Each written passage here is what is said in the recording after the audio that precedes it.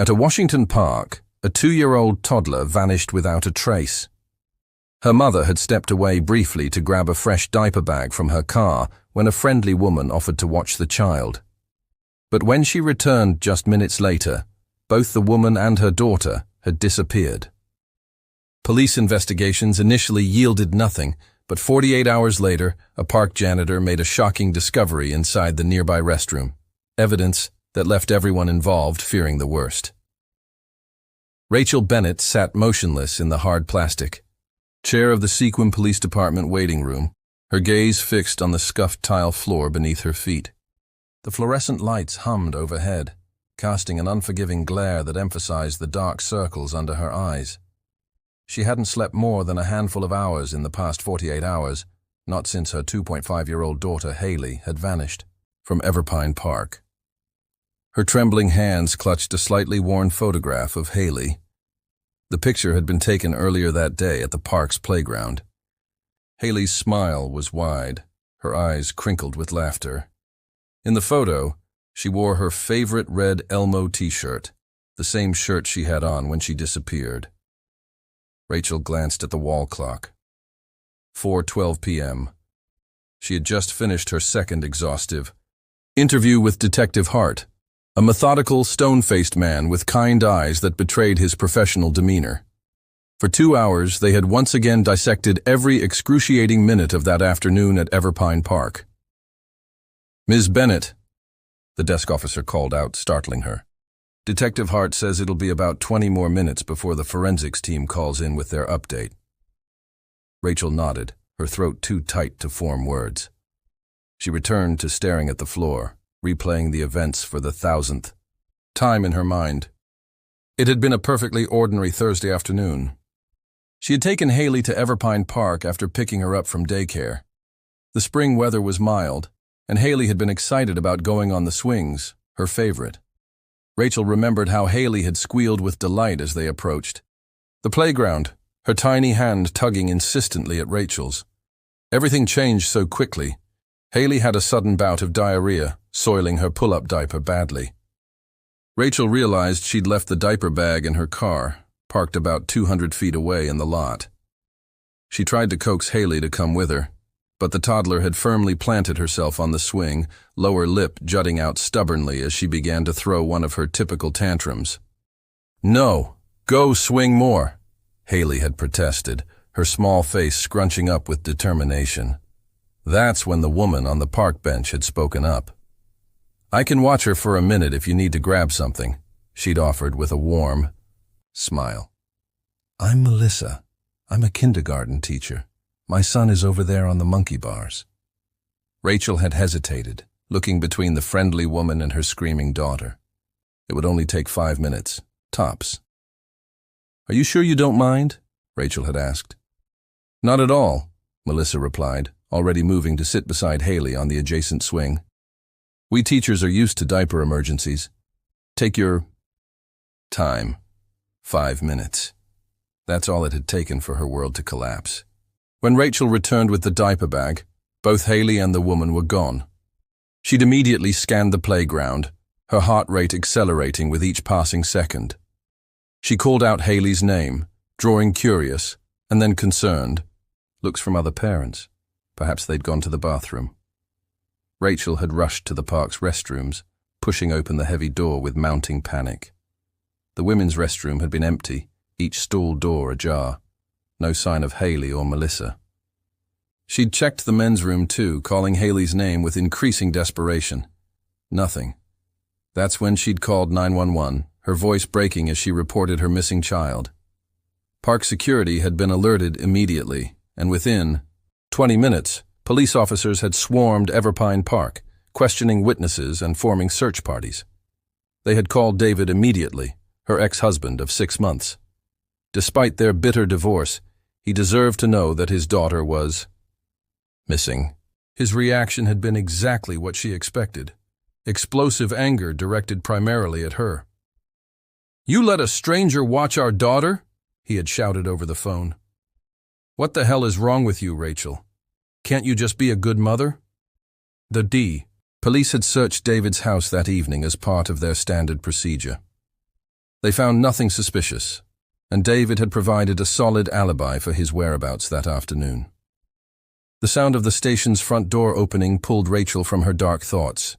She looked up to see David Langford walk in, his face already flushed with familiar anger. His normally well-kept appearance was disheveled, his button down, shirt wrinkled, and his hair stuck up as if he'd been running his hands through it repeatedly. Detective Hart had called him in too to wait for the surveillance update and review his statement once more. When David's eyes landed on Rachel, his expression hardened further. "This is your fault," he spat, not bothering with a greeting. "If anything happens to my daughter because of your negligence, I swear to God, Rachel, you'll never see her again. Not if I have anything to say about it."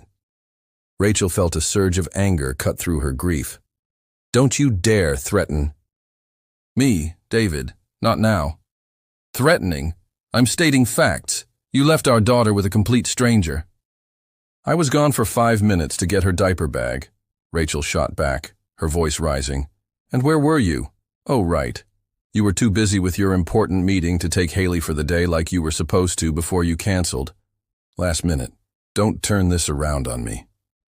And speaking of diarrhea, it was probably that cheap daycare food you feed her." "It wasn't the daycare food.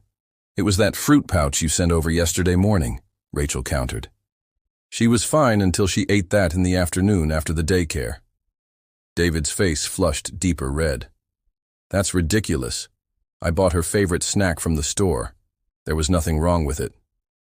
He took a step toward Rachel, his hands balled into fists at his sides.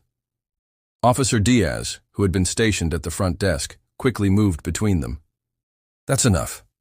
Detective Hart's authoritative voice cut through the tension as he emerged from his office. "Both of you need to calm down. This isn't helping us find Haley." David took a deep breath, visibly trying to compose himself. "Fine. What's the latest? Have you found anything from the surveillance footage?"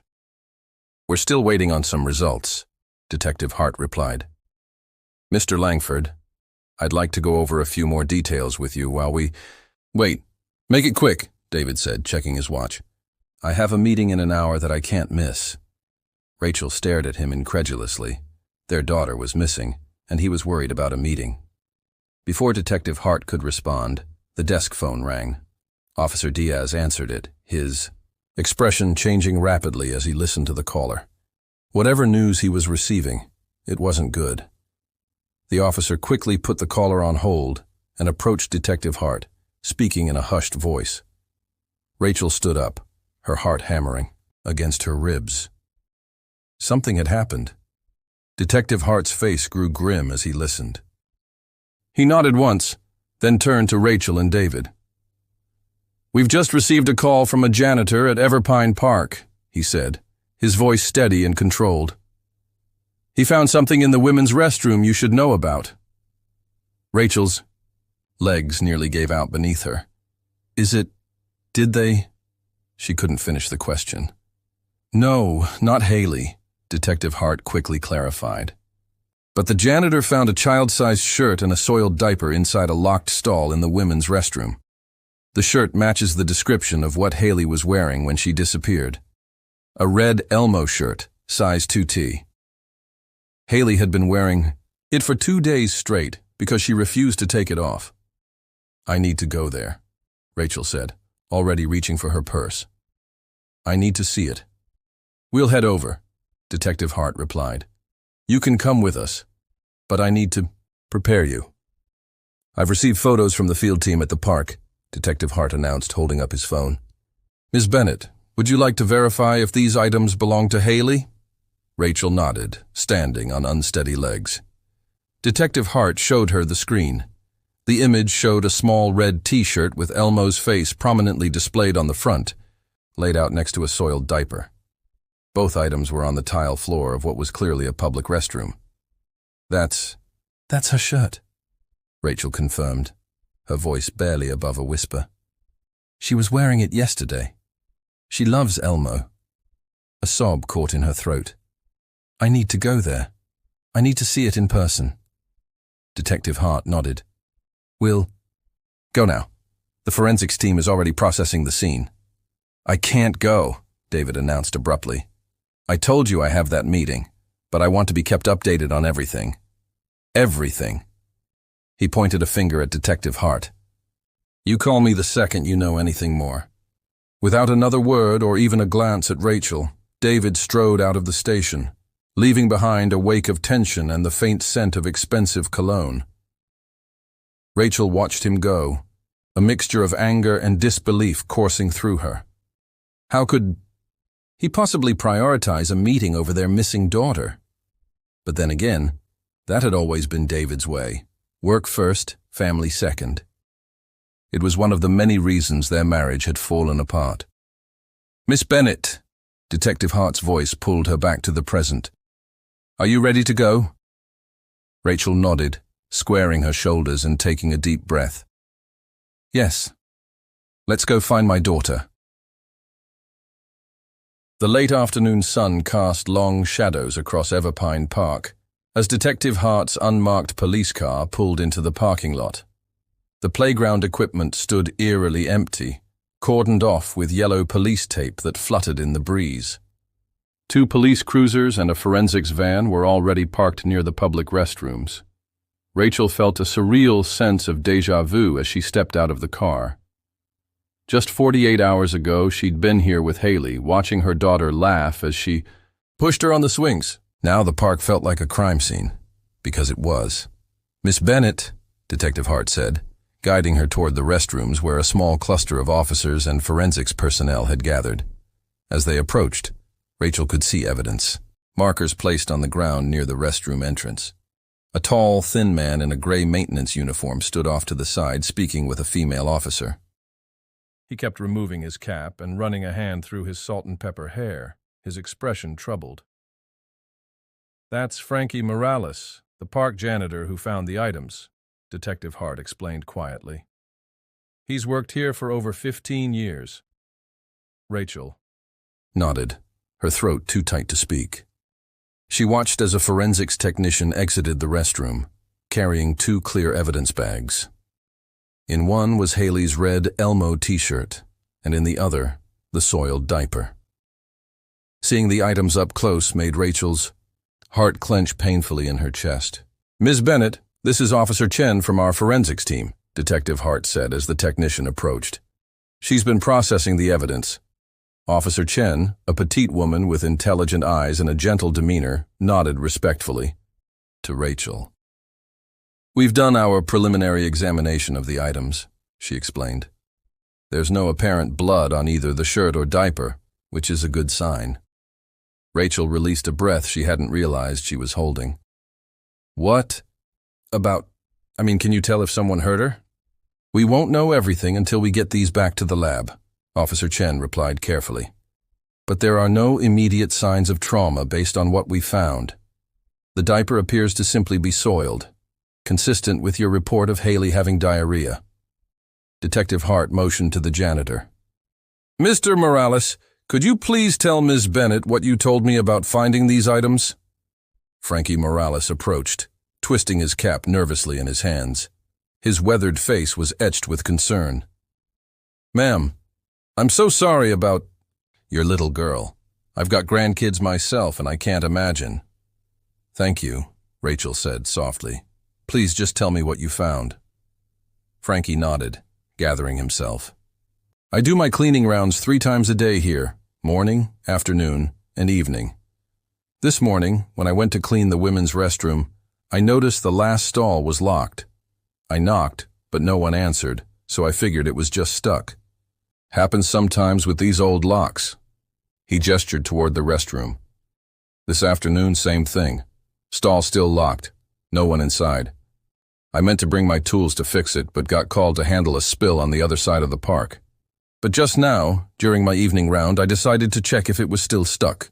When it was, I used my master key to open it, and that's when I found—" He trailed off, glancing at the evidence bags. "The shirt and diaper were just sitting there on the floor," Rachel asked, trying to understand. "Yes, ma'am, right in front of the toilet. Looked like someone had just left them there," Detective Hart interjected. "Mr. Morales immediately called 911, and our officers responded within minutes. Could my daughter have been in, there? Could someone have been keeping her locked in that stall? Rachel asked, her mind racing with terrible possibilities. Officer Chen shook her head. It's unlikely, Miss Bennett. We've dusted the entire stall for fingerprints. And while we found partial prints on the lock mechanism, we found no child-sized prints anywhere in the stall. Not on the walls, the toilet, or the floor where a child would likely have touched. What does that mean? Rachel asked, looking between the officer and detective. It suggests that Haley wasn't physically in the restroom, Detective Hart explained, gently.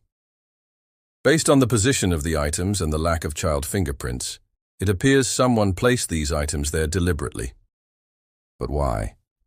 Why would someone take my daughter's clothes and soiled diaper and then leave them in a bathroom stall? Detective Hart's expression was grim. It could be to mislead us, to distract our investigation, or send us in the wrong direction. Rachel felt her knees weaken as the implication hit her. This wasn't a case of Haley wandering off or getting briefly lost. Someone had intentionally taken her daughter and was now playing a calculated game with the evidence. What about the dirt on the clothes? The janitor asked, noticing smudges on the shirt through the clear evidence bag. Haley's clothes were already dirty from playing in the playground that day, Rachel answered. Officer Chen nodded. We'll analyze all the soil and stains in the lab. That might tell us if the shirt has been somewhere else since Haley was wearing it. As they spoke, another forensics technician emerged from the restroom, carrying a small evidence envelope. Detective, the technician called. We found a partial fingerprint on the stall door that doesn't match the janitor's or any of the prints we've collected from the park staff. Detective Hart's posture straightened with interest. Good work. Get that back to the lab immediately for analysis. Priority 1. He turned back to Rachel. We're going to continue processing this scene thoroughly, but I'd like to head back to the station now. We should be receiving updates on the park surveillance footage, and I want to review that with you as soon as possible. Rachel nodded, taking one last look at her daughter's shirt in the evidence bag. It seemed impossibly small and vulnerable, just like Haley. As they walked back toward the detective's car, Hart cleared his throat. There's one more thing, Miss Bennett. We need Haley's medical records and birth certificate for our database. It helps us with verification and in alerting hospitals in surrounding areas. Rachel stopped walking. They're at David's house. Your ex-husband has them? Yes. I dropped them off at his place a few months ago during a custody handover. He was supposed to make copies and return the originals to me. But despite my reminders, he never did. Rachel sighed with frustration. I know exactly where they are, in the bottom drawer of the hallway cabinet just past his front door. Detective Hart frowned slightly. We can send an officer to pick them up. No, it's okay, Rachel said, surprising herself with the offer. I can get them. David's place isn't far. I'm not sure that's a good idea, Ms.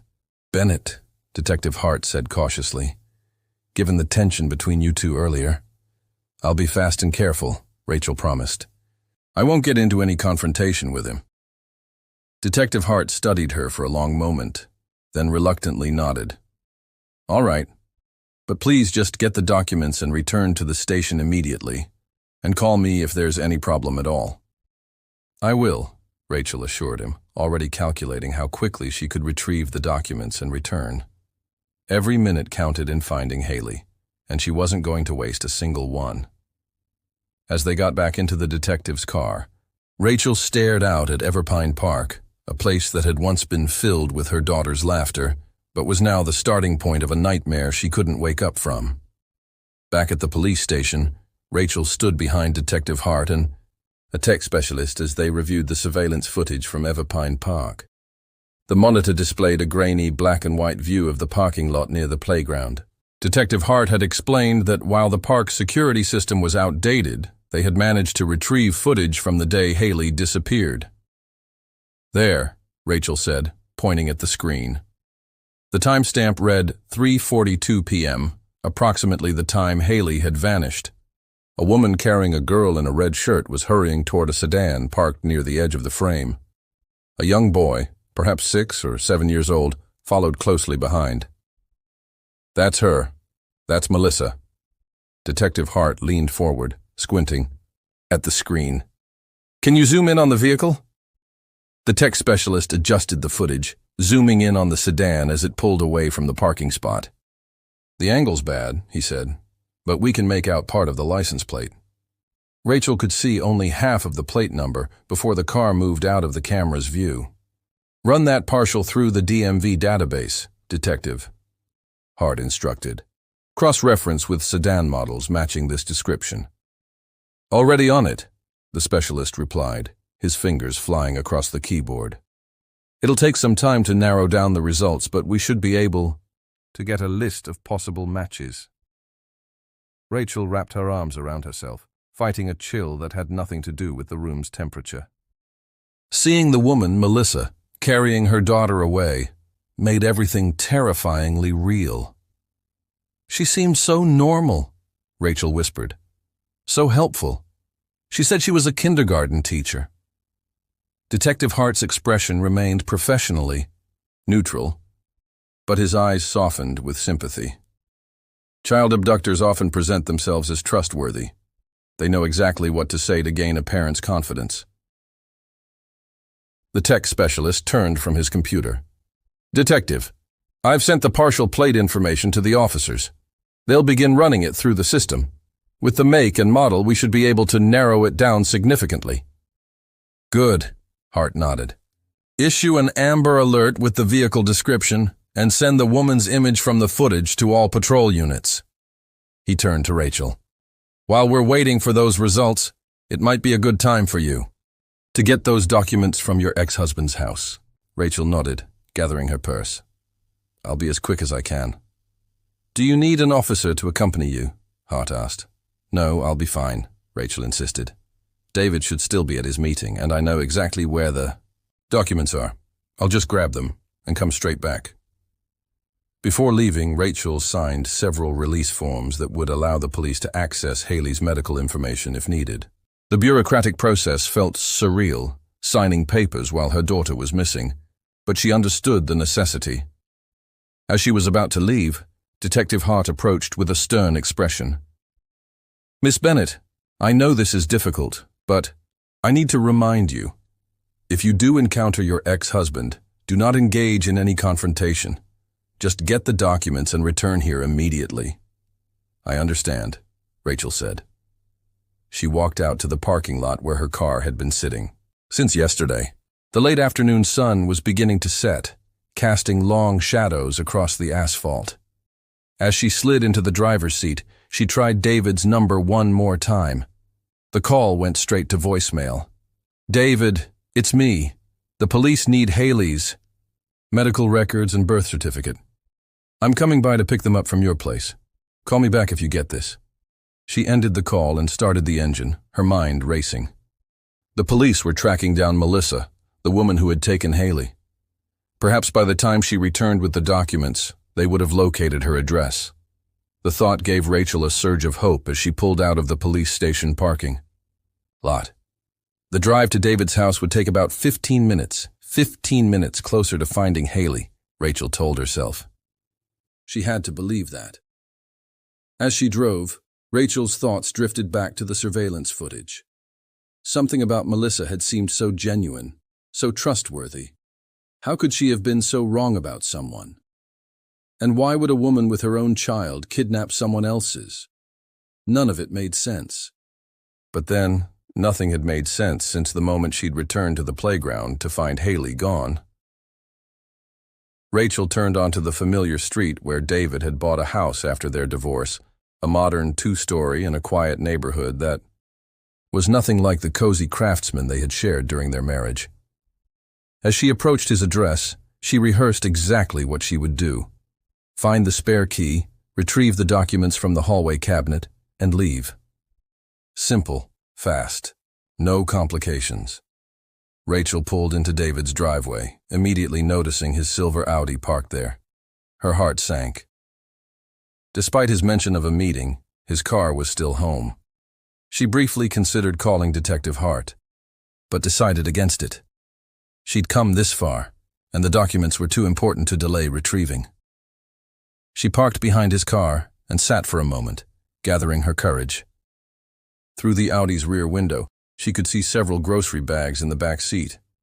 Curious, she stepped out of her car and peered inside. The bags appeared full of supplies, though she couldn't make out specific items. Next to the bags sat David's personal suitcase, the expensive leather one he'd bought during their last anniversary trip, and a blue cooler box. Why would he have packed bags in his car? Rachel murmured to herself, a sense of unease growing in her stomach. She tried the car door, but it was locked. Stepping back, she pulled out her phone and dialed David's number again. This time, after several rings, he answered. "What do you want, Rachel?" His voice was curt, impatient. "I'm at your house. The police need Haley's medical records and birth certificate for their database. Remember the ones in your hallway cabinet? That you never returned to me?" There was a pause. "You shouldn't be at my house. I wouldn't be if you'd returned her documents like I asked you to a dozen times," Rachel replied, struggling to keep her tone even. "The police need them now, David. This is important." Another long pause followed, then a heavy sigh. "Fine. There's a spare key under the stepping stone near the potted plants in the front yard." "Thank you," Rachel said, surprised by his sudden cooperation. "I'll just grab the documents and go." "See that you do," David replied coldly. "I don't appreciate you showing up at my house unannounced and going through my things." "I'm not," Rachel began, but David had already hung up. She pocketed her phone and walked to the front yard, scanning the stepping stones until she found one that wobbled slightly. Lifting it, she discovered a small magnetic key box hidden underneath. She removed the key and approached the front door, her heart racing despite her attempts to stay calm. The house was silent as she entered. The hallway was immaculate, so different from their family home that had always been cluttered with Haley's toys and the happy chaos of family life. This place felt sterile, impersonal, despite the 6 months David had lived here. Rachel went directly to the hallway cabinet, opening the bottom drawer. She found exactly what she was looking for, a manila envelope labeled Haley Important. Documents in her own handwriting. She pulled it out and quickly verified the contents. Haley's birth certificate, medical records, social security card, and immunization history. Everything the police might need was there. With the envelope in hand, Rachel should have left immediately. That had been her promise to Detective Hart. But something felt off about the packed car, the suitcase, the cooler. Why would David have those items ready if he was just going to a meeting? Against her better judgment, she found herself walking through the house, scanning for any sign that might indicate where Haley could be. The living room was sparsely furnished with a leather couch and a large television. The kitchen was spotless. No dishes in the sink, no sign of recent cooking. It looked like a model home rather than a place someone actually lived. As she passed the master bedroom, she noticed the door was ajar. A sliver of her conscience warned her to turn around and leave, but a stronger instinct, a mother's instinct, pushed her forward. The bedroom was as meticulously kept as the rest of the house, the king-sized bed perfectly made with crisp, navy sheets. But what caught Rachel's eye was on the dresser, a gift wrapped in blue paper decorated with colorful cars and ships, the kind of wrapping paper you'd use for a young boy's present. Beside it sat a woman's hair clip, tortoiseshell and delicate, definitely not something that belonged to David. Rachel froze, staring at these items that seemed so out of place in her ex-husband's sterile bedroom. Who was the gift for, and whose hair clip was that? A chill ran down her spine at the thought of David possibly having a girlfriend or someone helping him. He had never mentioned anyone, not to the police when they questioned him yesterday, not to mutual friends, not even to family. Rachel took out her phone and snapped photos of both the wrapped gift and the hair clip. Then, careful not to touch the clip directly, she went to the kitchen and found a clean dish towel. Using it to pick up the hair clip, she placed it in a Ziploc sandwich bag she found in a drawer. "Might be useful," she whispered to herself, sealing the bag. Her heart hammered in her chest as she turned off the lights, closed the doors she had opened, and made her way back to the front entrance. She locked the door behind her and returned the spare key to its hiding place, trying to leave everything exactly as she had found it. Back in her car, Rachel took a deep breath, clutching the manila envelope and the sandwich bag containing the hair clip. She needed to get back to the police station immediately. Whatever connection David had to this new woman, Detective Hart needed to know. She started her engine and began to back out of the driveway when her phone rang. It was David again. "Are you still at my house?" His voice was tight, controlled. "I'm just leaving," Rachel replied, trying to sound casual. "I got what I needed. I'm heading back to the station now." "Good. Don't come back here again without my permission." There was an edge to his voice that made her skin crawl.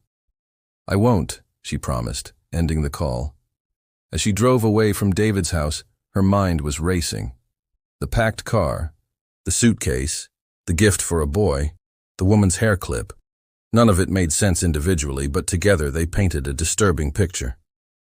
She had driven only a few houses down when she noticed a taxi coming from the opposite direction. She didn't think much of it until she glanced in her rearview mirror and saw the taxi's brake lights illuminate as it stopped in front of David's house. Rachel slowed her car and pulled over to a discreet spot, watching as a woman stepped out of the taxi. Even from a distance, she could make out the leather jacket, a hijab covering her hair, and large sunglasses that hid most of her face. "Who is that?" Rachel whispered, pulling over to the curb several houses down. From her vantage point, she watched as the taxi driver opened the trunk and removed a large, bulky box. He helped the woman carry it to the driveway, setting it down near David's Audi. The woman paid the driver, and the taxi pulled away. Rachel's curiosity overpowered her caution. She turned off her engine and sank lower in her seat, watching the mysterious woman through her side mirror. David had never mentioned any Muslim friends or family members. Who was this woman, and why was she at his house with a large package? The answer came a moment later, when the woman reached into her purse, pulled out a key, and unlocked David's iron front door as if she'd done it 1,000 times before. Rachel remained perfectly still in her car, heart pounding as she watched the woman enter David's house. This wasn't just any visitor. This woman had her own key. The strangeness of the situation kept Rachel rooted to her spot, despite knowing she should be heading back to the police station with Haley's documents. "What is going on here?" she whispered to herself, adjusting her side mirror for a better view. The woman stayed inside the house for several minutes. Rachel used this time to quickly note down the taxi's license plate number before it disappeared around the corner. Something told her this information might be important. Just as Rachel was debating whether to call Detective Hart, the front door opened again. The woman emerged carrying a duffel bag that appeared fully packed, along with the blue-wrapped gift Rachel had seen on David's dresser. The head covering and large sunglasses still obscured most of her face, making it impossible for Rachel to identify her clearly in the dimming evening light. What happened next left Rachel speechless. The woman reached into her purse, pulled out a car key, presumably to David's Audi, and clicked the unlock button. The car's lights flashed in response. "She has his car key, too," Rachel murmured incredulously. Her ex-husband had never mentioned having a new girlfriend, let alone one who had access to both his house and his precious Audi, that he barely let Rachel drive during their marriage. The woman loaded the duffel bag and gift into the back seat of the car. Then she returned to the large box the taxi driver had helped her place in the driveway. Pulling what looked like a box cutter from her pocket, likely taken from the house, she methodically sliced through the packaging tape. Rachel squinted, trying to make out what was inside. As the woman opened the flaps, her breath caught when she realized what it was. A brand new baby car seat. With practiced efficiency, the woman removed the car seat from its packaging and installed it in the back seat of David's car. The entire process took only a few minutes, suggesting she was familiar with the task. "A car seat?" Rachel whispered, confusion tightening into dread. David had never mentioned having another child. Could it be for the woman's son? As Rachel watched, a terrible thought took hold. What if this wasn't just about a new girlfriend? Melissa had a boy who looked around 7. Was it possible her ex-husband was involved with her? The suitcase in his car, the grocery bags, the cooler box, it all pointed to someone preparing for a trip, and now this woman was quietly installing a car seat in his vehicle. If Rachel's darkest suspicion was true, then this woman had to be Melissa. Still, something didn't quite add up. She didn't look like the woman Rachel had sat with at the playground yesterday. Her appearance was different enough to raise doubt, but not enough to rule it out entirely. Rachel's fingers hovered over her phone, ready to call Detective Hart, but she hesitated. What if she was jumping to conclusions? What if this were all an innocent coincidence? Her doubt evaporated as she watched the woman climb into the driver's seat of David's Audi and start the engine. This wasn't just a visit. She was taking his car somewhere, and with a newly installed car seat. The Audi's headlights came on, illuminating the darkening street as the woman backed out of the driveway. Without thinking, Rachel started her own car. She couldn't let this woman drive away, not when every instinct told her this was connected to Haley. As the Audi pulled away from the curb, Rachel made her decision. She would follow at a safe distance, see where this mysterious woman was going. Only then would she call Detective Hart with concrete information rather than mere suspicions of her ex-husband's personal life. She waited until the Audi was half a block ahead before pulling away from the curb and following. Her hands gripped the steering wheel tightly, knuckles white with tension. The documents she'd come for lay forgotten on the passenger seat beside her, along with the bagged hair clip. The rational part of her brain argued that she should return to the police station as promised. But the stronger part, the mother desperate to find her daughter, pushed her forward, following the tail lights of David's car as it moved through the quiet residential streets. "Where are you going?" Rachel whispered, maintaining a careful distance. "And do you have anything to do with my daughter?" Rachel kept a careful distance behind David's Audi as it wound through the residential streets of Sequim. The mysterious woman was driving with purpose, clearly familiar with the route. As they reached a main road, the Audi turned east, away from the town center and toward the outskirts. With one eye on the road and the other on the taillights ahead, Rachel fumbled for her phone and dialed Detective Hart's number. He answered on the second ring. "Miss Bennett, did you get the documents?" "Yes, I got them," Rachel replied, keeping her voice low despite being alone in her car. "But something's happening. There's a woman at David's house. She has her own key to his place in his car. She just put a brand new car seat in his Audi, and now she's driving away with a packed duffel bag." There was a brief pause on the line. "Are you following her?" Detective Hart's voice had shifted to a sharper tone. "Yes," Rachel admitted. "I know you told me to come straight back, but, Detective, she had a key to David's house, and there was a suitcase and cooler in his car earlier, like he was planning to go somewhere." She heard the detective exhale heavily. "Miss Bennett, I understand your concern, but following someone could be dangerous. Are you in any immediate danger right now?" Rachel checked her mirrors. The woman showed no sign of having noticed her. "No, I don't think so. I'm keeping my distance. I have this feeling.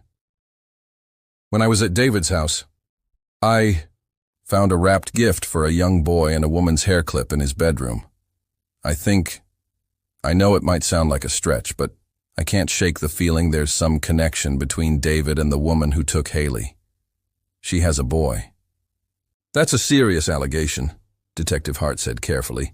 "We need evidence before—" "Did you find anything from the license plate number?" Rachel interrupted, her anxiety making her impatient. "Actually, yes," Hart replied, his tone becoming more professional. "We identified a vehicle registered to a Melissa Crane that matches the partial plate and car model from the surveillance footage. Officers were dispatched to her address, but the house appears vacant. No one's there, and neighbors say they haven't seen her in a few days." Rachel's grip tightened on the steering wheel. "Melissa Crane. That's her full name." "Yes, We've issued an Amber Alert for her and informed authorities in surrounding towns, gas stations, and transportation hubs. As they spoke, Rachel noticed they were heading onto a familiar road, one that led away from town and into the more rural outskirts where properties were spread farther apart. "Wait," she said, a memory surfacing. "I know where we're going. David has an old friend who owns a vacation cottage out this way. We visited once, years ago, during our marriage. Last I heard, the friend had moved overseas and was renting the property out." "Do you remember the address?" Detective Hart asked, his voice now urgent. "Not exactly, but it's on Evergreen Lane. I think it's isolated. The only cottage, at the end of a long driveway set back from the road." "Ms. Bennett," Detective Hart's voice was serious, "I have more information you need to know. The forensics team got a preliminary match on the partial fingerprint from the bathroom stall. It matches Melissa Crane's prints from a background check she underwent for her teaching license." Rachel's breath caught. "So, she is the one who left Haley's clothes in the bathroom." "It appears that way. She's now our primary suspect, and we're treating this as a confirmed abduction case." Rachel watched as the Audi slowed and turned onto a narrow, tree-lined lane. "Detective, we're turning onto what I think is Evergreen Lane now. The cottage should be at the end." "I'm sending units to your location immediately," Hart said. "But Rachel, listen to me carefully. Do not approach this woman or the cottage. She's now a wanted suspect in a child abduction case. If your ex-husband is involved, the situation could be volatile." "I understand," Rachel said, though her entire being ached to rush to the cottage and search for Haley. "I'm going to try to reach your ex-husband and inform him about Melissa Crane," Hart continued. "In the meantime, stay on the line with me. Find a safe spot and wait for our officers, or better yet, come back to town." Rachel slowed her car as the Audi approached the end of the lane. Just as she remembered, a rustic cottage stood alone, partially obscured by tall pine trees. The nearest neighboring house was at least a quarter-mile away. She pulled over onto a small dirt turnout, partially hidden by bushes about 100 yards from the cottage's driveway. From this vantage point, she could see the Audi parked in front of the cottage, its headlights now off. "I'm parked safely," Rachel whispered into the phone. "I can see David's car in front of the cottage." "Good. Stay where you are. Units are on their way. Your location is showing on our GPS." Rachel watched as the woman stepped out of the car, carrying only the cooler box from the back seat. She walked confidently to the front porch and unlocked the door. As she stepped onto the porch, illuminated by the porch light, she removed her leather jacket, sunglasses, and scarf, covering her head. Though Rachel couldn't make out her features clearly from this distance, the woman's silhouette and movements were familiar, the same confident posture of the woman who had offered to watch Haley at the park. Rachel saw movement at the cottage door. A young boy, perhaps 7 years old, rushed out onto the porch and threw his arms around Melissa's waist. Rachel recognized him immediately as the same boy she'd seen playing on the monkey bars at the park. "It's her," Rachel whispered. "It's Melissa. Her son is there too," she reported, her voice trembling. But it was what happened next that made Rachel's world stop. From inside the cottage came a familiar sound, a whining cry that Rachel would recognize anywhere. A moment later, a small figure appeared in the doorway, toddling out onto the porch. Haley, her daughter, was wearing different clothes than when Rachel had last seen her, but there was no mistaking the way she moved, the shape of her tiny body, the tousled dark hair. "Oh my God," Rachel gasped, tears instantly filling her eyes. "Detective, Haley's there. I can see her. She's at the cottage." Melissa quickly scooped Haley up with one arm and corralled her son with the other, ushering both children back inside the cottage. The door closed behind them, and the porch light went out a moment later. "Are you absolutely certain it's Haley?" Detective Hart demanded, his voice tense. "Yes," Rachel choked out, tears now streaming down her face. "I'd know my daughter anywhere. It's her, Detective. She's alive. She's in there." "Miss Bennett, I need you to stay calm and stay in your vehicle. Do not approach the cottage. Do you understand? The situation could be dangerous." Rachel wiped at her tears, trying to compose herself. I understand. I'll stay here. Just hurry, please. As they spoke, Rachel noticed another set of headlights turning onto Evergreen Lane, a black sedan. She held her breath as it pulled up to the cottage. The back door opened, and a familiar figure stepped out. David. He was carrying what looked like a brown document envelope, and wearing the same clothes he'd had on at the police station earlier. He paid the taxi driver, and the cab pulled away, leaving him standing in front of the cottage. Without hesitation, he walked to the front door and entered without knocking. "Detective," Rachel said, her voice shaking with a mixture of shock and rage. "David just arrived in a taxi. He went inside the cottage. He has a key, too." There was a brief silence on the line.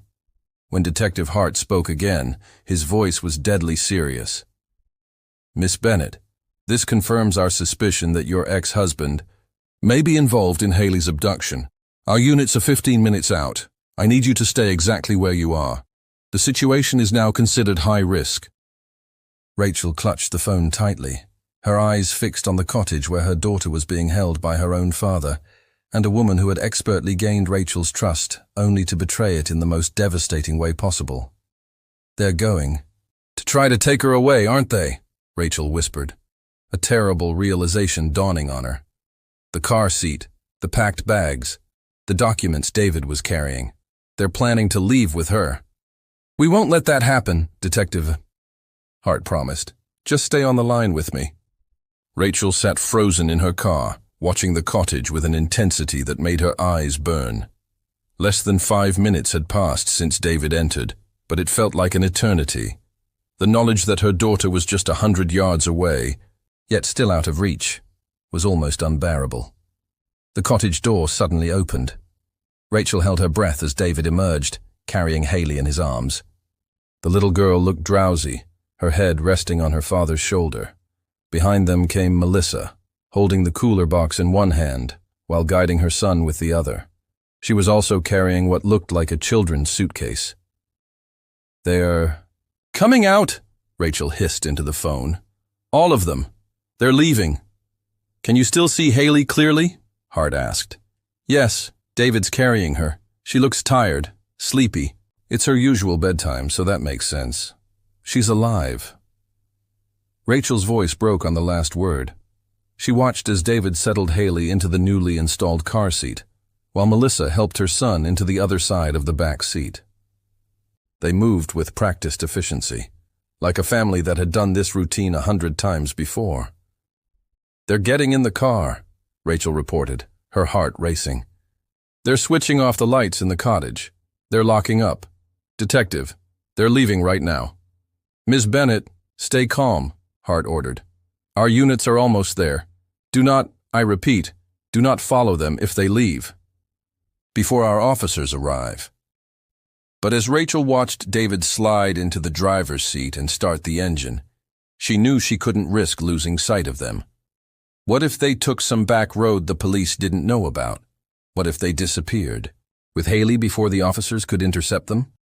"I'm sorry, Detective," Rachel said, her resolve hardening. "I can't let them get away. I'll keep my distance, but I have to follow them. I have to make sure Haley doesn't disappear again." Rachel heard Hart begin, but she cut him off. "I'll keep the line open. You can track my phone. Just tell your officers to hurry." Before he could protest further, Rachel started her engine. She waited until David's Audi had pulled away from the cottage and started down the lane before she followed, keeping her headlights off until they reached the main road. "They're heading east on Evergreen Road," she reported, maintaining a careful distance behind the Audi. "David's driving fast like he's in a hurry." "I've updated our units," Hart replied, his tone resigned but professional. "They're redirecting to intercept. Rachel, I understand why you're doing this, but please be careful. If they spot you following them, the situation could escalate." "I know," Rachel said, her eyes fixed on the taillights ahead. "I'll stay back. I just need to know where they're taking her." For the next 10 minutes, Rachel followed David's car as it wound through increasingly unfamiliar roads. They were heading away from Sequim, taking routes that suggested David was avoiding the main highways. "We're approaching Port Angeles," Rachel said, recognizing the outskirts of the neighboring town. "Detective, I think they might be heading for the harbor." "The harbor?" Hart repeated. "Why would they?" "The Coho ferry to Victoria leaves from Port Angeles around this hour," Rachel said, her stomach dropping. "They're trying to leave the country, Canada. They're going to take Haley to Canada." "I'm alerting the Port Angeles Police and Border Patrol now," Hart said, his voice taking on new urgency. "The ferry terminal will be their bottleneck. They'll need to present documents there." David was carrying an envelope when he arrived at the cottage, Rachel remembered. Could those be fake documents for crossing the border? "It's possible," Hart admitted. "Stay on their tail, but maintain your distance. Our units are converging on the ferry terminal. Now." The Audi continued toward Port Angeles, eventually turning onto a road that led directly to the waterfront. As they approached the ferry terminal, Rachel could see the large vessel docked at the pier, the MV Coho, which made daily runs between Port Angeles and Victoria, British Columbia. "They're pulling into the ferry terminal parking lot," Rachel reported, her heart hammering in her chest. "The ferry looks like it's still boarding." "Perfect," Hart replied. "Port Angeles PD and our units are in position. They won't make it onto that ferry. Rachel, I need you to stay back now. Pull over and let our officers handle this." Rachel obediently pulled her car to the side of the road about 100 yards from the terminal entrance. From this vantage point, she could see David park the Audi in the short-term lot. He quickly got out and opened the rear door to unbuckle Haley while Melissa did the same for her son.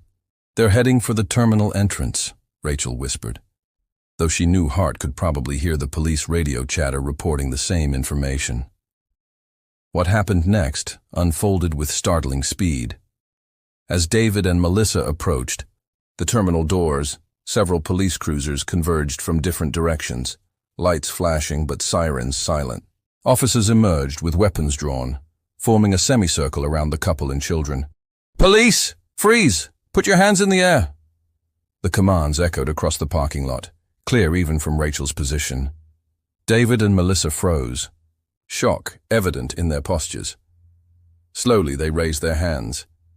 Haley, startled by the sudden commotion, began to cry. Melissa's son clutched his mother's leg, his small face crumbling in fear. "They've got them," Rachel breathed, already unbuckling her seatbelt. "Detective, they've got them." "Stay in your car until an officer comes for you," Hart instructed. But Rachel was barely listening.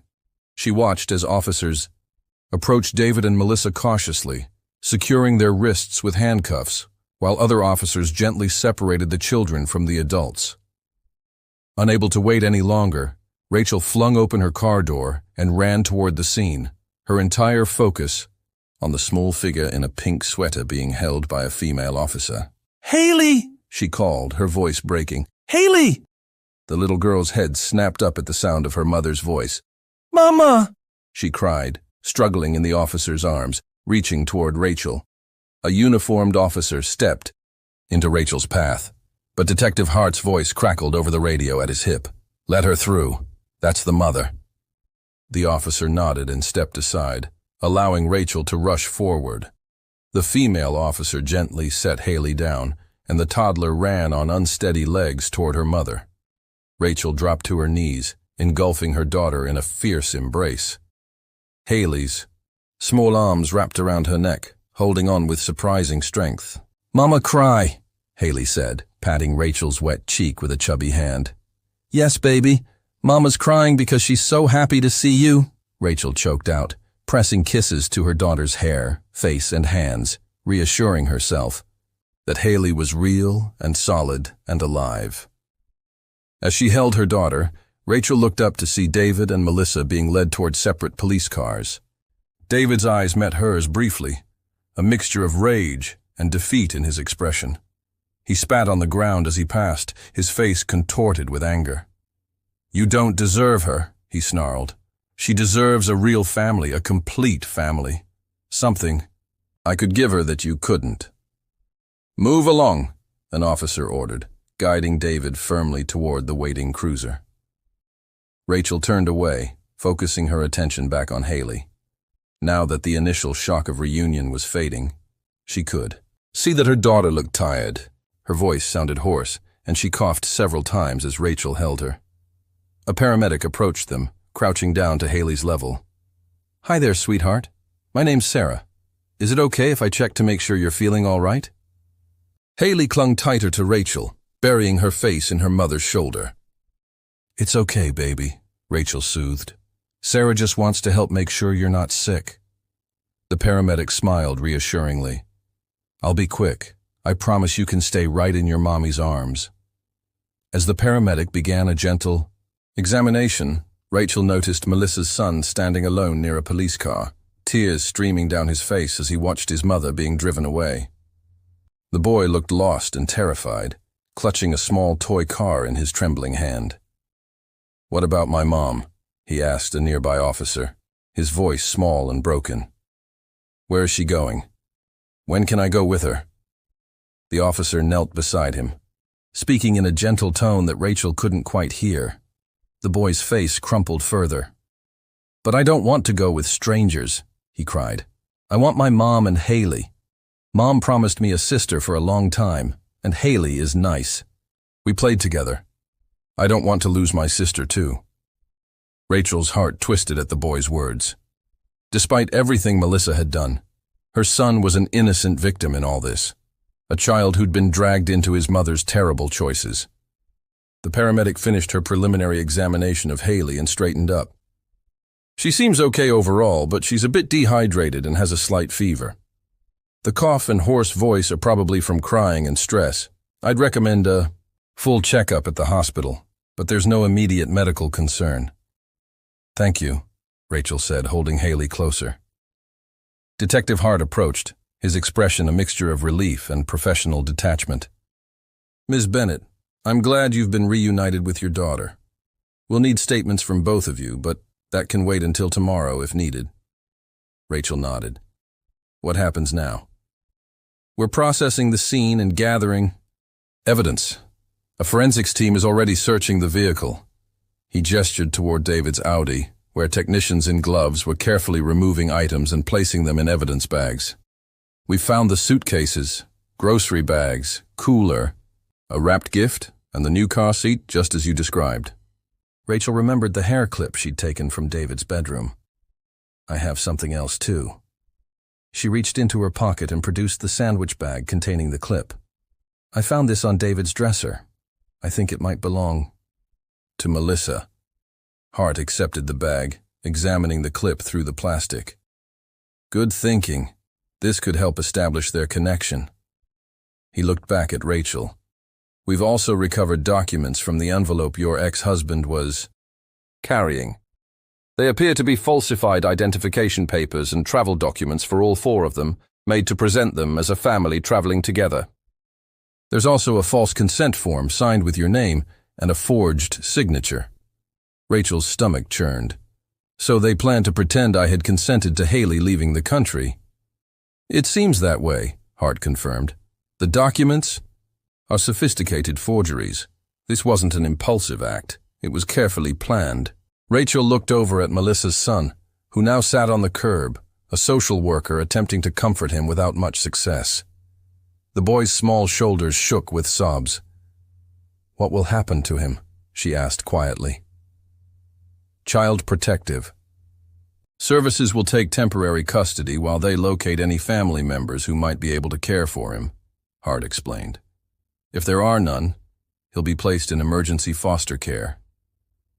Rachel nodded, her eyes still on the distraught child. Despite everything his mother had done, she couldn't help but feel compassion for the boy who had just lost everything familiar in his world. An officer approached Detective Hart with an update, and Rachel turned her attention back to Haley, who had begun to doze against her shoulder, exhausted from the ordeal. She pressed a gentle kiss to her daughter's forehead, overwhelmed with gratitude to have her back in her arms. But as she held her daughter close, she couldn't shake the image of the little boy sitting alone on the curb, his world shattered by the actions of adults who should have protected him. The fluorescent lights of the Sequim Police Department seemed harsher than Rachel remembered as she sat in the interview room, Haley asleep in her lap. The fever had finally broken after the nurse at the station treated her. After the commotion at the ferry terminal, they had been escorted back to the station. Rachel, Haley, and Melissa's son, who had been placed in the temporary care of a CPS worker named Andrea. Detective Hart sat across from Rachel, a digital recorder placed on the table between them. Despite the late hour, the station hummed with activity as officers processed the evidence and prepared charges against David and Melissa. "I know you're exhausted," Hart said, his voice gentle, "but I need to get your formal statement." Rachel nodded, absently stroking Haley's hair. "I understand." For the next 30 minutes, Rachel recounted everything that had happened since she arrived at David's house to retrieve the documents. Looking back, she concluded, "I should have called you immediately when I saw the woman at David's house, but part of me couldn't believe he would be involved in Haley's disappearance. Despite everything, he's her father. Detective I." Hart nodded thoughtfully. "People are capable of surprising actions when they believe they're justified." He glanced down at his notes. "In this case, your instincts were correct. If you hadn't followed them, they might have made it onto that ferry, and recovering Haley would have become much more complicated." A knock at the door interrupted them. Officer Chen entered, carrying a folder. "Detective, we have updates from the field teams." Hart gestured for her to continue. Officer Chen opened the folder and consulted her notes. "The team at Melissa Crane's residence reports the house appears to have been vacant for at least 2 weeks. Mail was piled up, and neighbors confirmed they haven't seen her recently. We found her personal items in David Langford's car trunk, suggesting she'd been staying elsewhere." Rachel thought of the hair clip she'd found on David's dresser. She was staying with David, wasn't she? Hart nodded. "It appears so. The team searching his house found women's personal items in the bathroom trash bin." Officer Chen continued. "At the cottage, we found a bedroom set up specifically for children. Toys, snacks, juice boxes, and water bottles were scattered around. The room wasn't locked, but it was clearly where the children had been spending their time." "They just left them there alone?" Rachel asked, horrified at the thought of Haley being abandoned in a strange place. "It seems Melissa left her son to keep an eye on Haley," Hart explained. "Based on our initial interviews with the boy, they were alone at the cottage for several hours today while Melissa and David finalized their departure plans." Rachel tightened her arms around Haley, who stirred slightly but didn't wake. "That cottage belonged to David's friend, a man named Greg something. I can't remember his last name. He moved overseas years ago. David did some handyman work there occasionally." "That's consistent with what we found," Officer Chen confirmed. "The property is registered to a Gregory Walsh, currently residing in Australia. The locks had been recently changed, and we found evidence suggesting your ex-husband had been using the property without the owner's knowledge." Detective Hart thanked Officer Chen, who left the room. He turned back to Rachel. "We've been able to piece together their plan based on the evidence and preliminary questioning," he said. "It appears David and Melissa met in an online parenting forum about 6 months ago, around the time of your divorce. From what we've found in their message history, he convinced her to help him reunite a father and daughter in exchange for money, companionship, and the promise of being a perfect family." Rachel's stomach twisted. "And she agreed to kidnap a child for him just like that?" "People's motivations can be complex," Hart said carefully. "From what we can tell, Melissa is a single mother who was struggling financially. Her son had apparently been asking for a sibling, and David offered her what seemed like a solution to multiple problems. So they planned this together," Rachel said, the full weight of the betrayal settling on her shoulders. "David knew my routine with Haley, that I often left the diaper bag in the car during short trips to the park, because I was potty training her and only used the pull-up diapers as a backup." Hart nodded. "The morning of the abduction, David delivered what he called a care package to your door, correct? Yes, Rachel confirmed. There were toys and snacks, including those fruit pouches she loves. We believe he tampered with the fruit pouch to induce Haley's stomach upset, Hart explained. Our lab is still testing it, but the timing suggests it was deliberate. Once Haley had diarrhea, they knew you'd need to get her diaper bag, creating the opportunity for Melissa to take her. And then they planted her clothes in the bathroom to throw off the investigation, Rachel concluded, anger building inside her. While they prepared to leave the country with my daughter. Exactly, Hart said.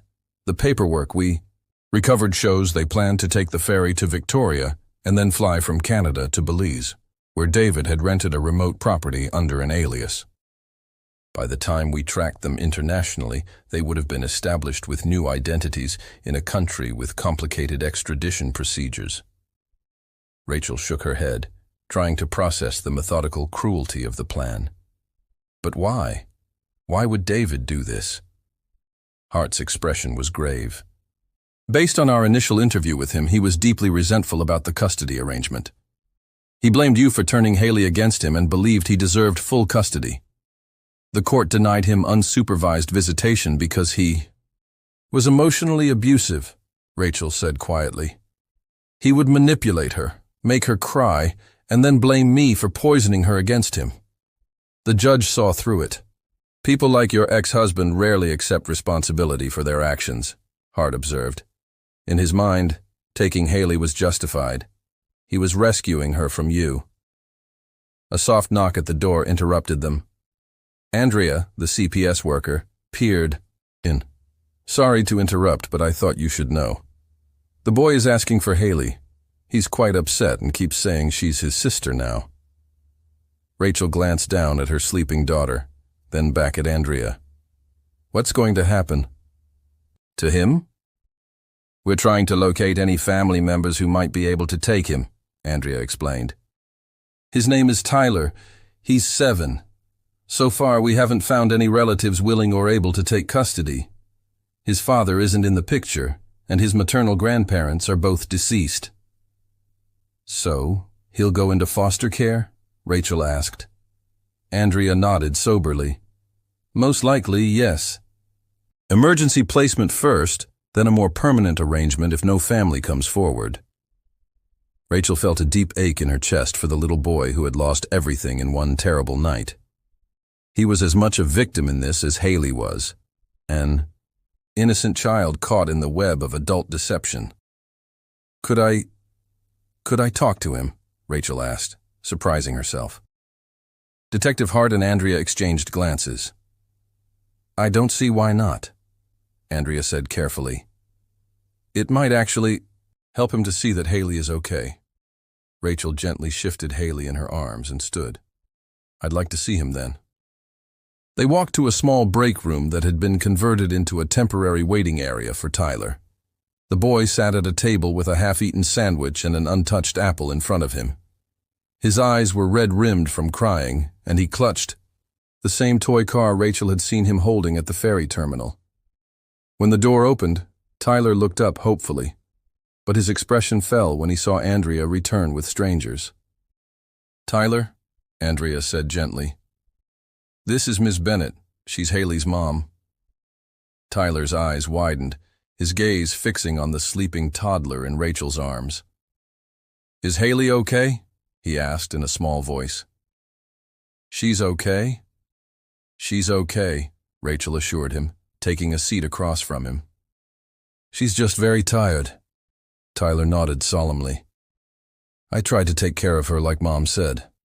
I gave her juice when she was thirsty and helped her when she needed the bathroom. Rachel felt a lump form in her throat. That was very kind of you, Tyler. You were a good friend to Haley. Mom said we were going to be a family, Tyler said, his lower lip trembling.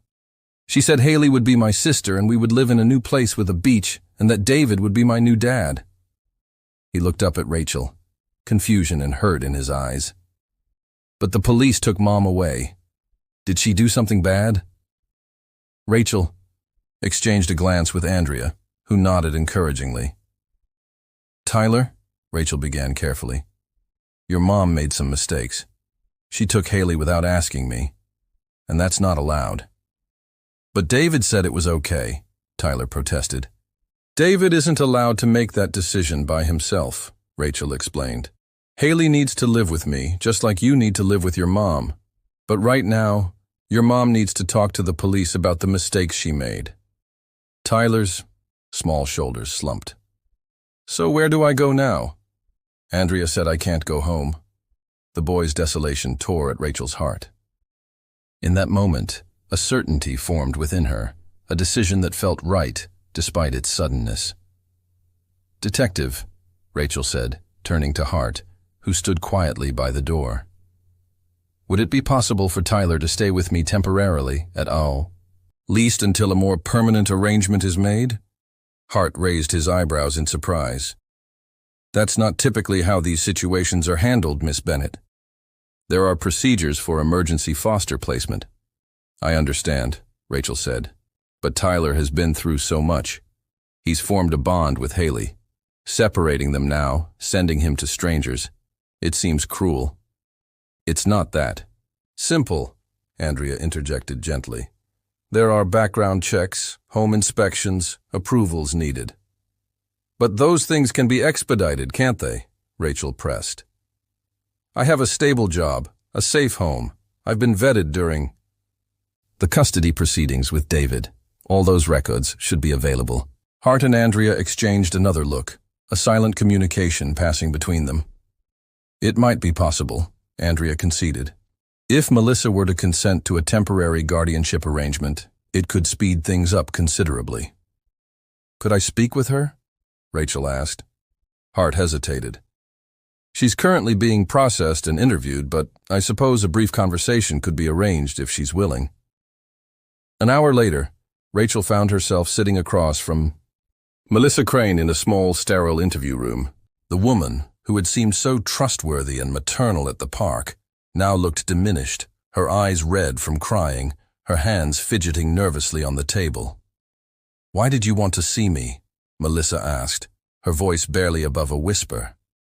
Rachel took a deep breath. I wanted to ask about Tyler. At the mention of her son's name, Melissa's composure cracked. Is he okay? They won't tell me where they've taken him. He's scared and confused, Rachel replied honestly. He misses you. Tears spilled down Melissa's cheeks. I never meant for him to get hurt. I thought. She broke off, shaking her head. It doesn't matter what I thought. I've ruined everything. Tyler told me you promised him a sister, Rachel said. That you and David were going to be a perfect family. Melissa nodded miserably. David found me on a single parents forum. He seemed so charming, so understanding about the struggles of raising a child alone. When he told me about how you were keeping his daughter from him, how all he wanted was to give her a complete family. She trailed off, shame evident in her downcast eyes. You believed him, Rachel finished for her. I wanted to believe him, Melissa corrected. Tyler has been asking for a sibling since he was 3. His father left before he was born, and I've been trying to give him everything on my own. When David offered me a chance at a ready-made family, financial security, a fresh start. She shook her head again. I know it doesn't excuse what I did. I've committed a terrible crime, and I'll pay for it. Rachel studied the woman across from her for a moment. When I saw you at David's house today, you were wearing a head covering and sunglasses. Why the disguise? Melissa's face flushed with shame. I'm not Muslim. That was David's idea. He was paranoid about someone recognizing me if I went to his house.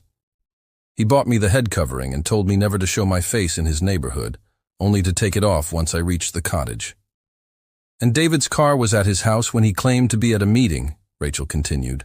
Was that part of the plan too? Melissa nodded. The meeting was with the people who forged our documents. They picked him up in their car. David said they insisted on it, so he wouldn't know where their operation was based. She looked up at Rachel, her eyes haunted. But you still chose to take my daughter, Rachel said, her voice firm but not unkind. Yes, Melissa whispered. I did, and I'll never forgive myself for that. Rachel took a deep breath. I came here to ask your permission for something. Melissa looked up, confusion in her tear-stained face. I'd like to take Tyler in while you deal with the legal consequences of what's happened, Rachel said. Not permanently, but as a temporary guardian until a more permanent arrangement can be made. Melissa's eyes widened in shock. You want to take care of my son after what I did to you? To your daughter? Your mistake shouldn't ruin Tyler's life, Rachel said firmly. He's innocent in all this. He cares about Haley, and tearing them apart now would only cause more trauma for both children. Melissa stared at Rachel, bewilderment giving way to something like hope. You would do that for him? For us? I would do it for Tyler, Rachel clarified. And yes, indirectly for you too. Every child deserves to be loved and cared for, regardless of their parents' mistakes. Tears flowed freely down Melissa's face. I don't deserve your kindness. This isn't about what you deserve, Rachel said. It's about what Tyler needs. Melissa nodded, wiping at her tears with the back of her hand. Yes, she whispered. If they'll allow it, yes. Please take care of my boy, too. Hours later, after a flurry of paperwork and preliminary approvals, Rachel found herself driving home with 2 sleeping children in the back seat of her car. Haley was secured in her car seat, and beside her Tyler dozed with his head against the window, his toy car still clutched in his small hand. As Rachel drove through the quiet streets of Sequim, the weight of the past 3 days pressed upon her. Yet alongside the lingering fear and anger was something new, a sense of purpose, of rightness in her decision to help Tyler. The world was not always kind or fair. People made terrible choices for complex reasons. Justice would be served. David and Melissa would face the consequences of their actions. But mercy could coexist with justice, Rachel believed. And sometimes, from the darkest circumstances, unexpected light could emerge. She glanced in the rearview mirror at the 2 children, one her daughter by birth, the other now temporarily in her care by choice. Both innocent, both deserving of security and love. Tomorrow would bring new challenges. There would be more interviews, legal proceedings, adjustments to their suddenly expanded household. There would be tough conversations and tears and healing to be done. But tonight, driving home under a canopy of stars, Rachel felt a profound gratitude that transcended the horror of what they had endured. Her daughter was safe. A little boy who had lost everything had found a safe harbor, and Rachel herself had discovered a capacity for compassion she hadn't known she possessed.